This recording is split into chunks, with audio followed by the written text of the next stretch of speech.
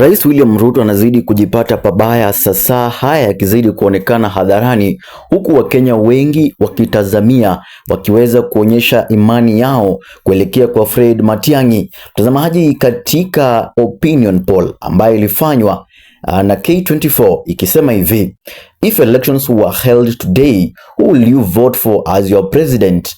Tukaona kwamba mshindi alikuwa ni Fred Matiang'i na asilimia ya 52, William Ruto akifuata na asilimia 20, Kalonzo Musyoka na asilimia 16, Martha Karua na asilimia 12. Hii inaonekana wakati ambapo sasa kivumbi cha mchakato siasa ya Kenya kizidi kuchukua ushukani, huku tukizidi kuona kwamba wengi washaanza kampeni tayari, sasa upinzani ikizidi kumtupia makombora mazito Rais William Ruto. Rais William Ruto kwa upande mwingine akijaribu kuyarusha, lakini yeye ndiye analaumiwa. Mtazamaji, hii pia inakuja wakati ambapo Matiang'i anaonekana kuzidi kupata umaarufu mkubwa nchini Kenya, na hii itazidi kumtatiza sana Rais William Ruto. Ikiwa Rais William Ruto hatajipanga mapema, basi atapangwa vilivyo, maana sasa hivi upinzani umejipanga vilivyo kumuondoa kwa madaraka, sababu wengi wanaamini kwamba tangia Rais William Ruto aingie kwa madaraka ama katika kuchukua ushukani na kuweza kuendesha shughuli zake hapa nchini Kenya,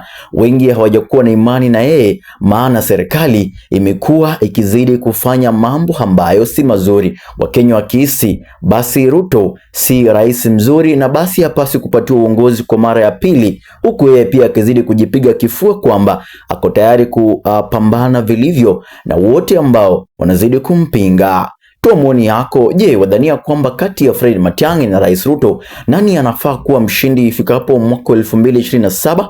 Mtazamaji wangu, toa maoni haya huku ukizidi kufuatilia habari zetu kwa undani. Fahamu kwamba hii ni MJ, chaneli bora zaidi nchini Kenya ambayo inakupasha habari za kuaminika.